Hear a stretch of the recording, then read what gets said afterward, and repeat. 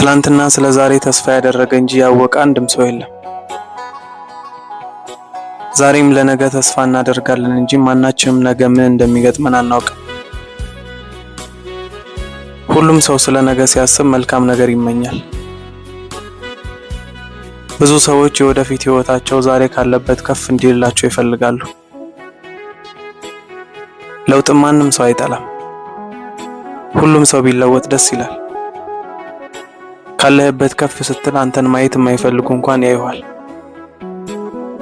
የአንዳንድ ሰዎች ከፍታ ግን ብዙ ሰዎችን ካሉበት ደረጃ ዝቅ አድርጓል።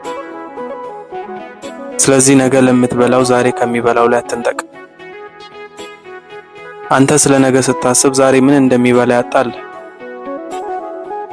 አንተስ ነገ ስለመኖር በምን እርግጠኛ ነህ? ሁላችንም መጨረሻችንን ያሳምርልን። አመሰግናለሁ።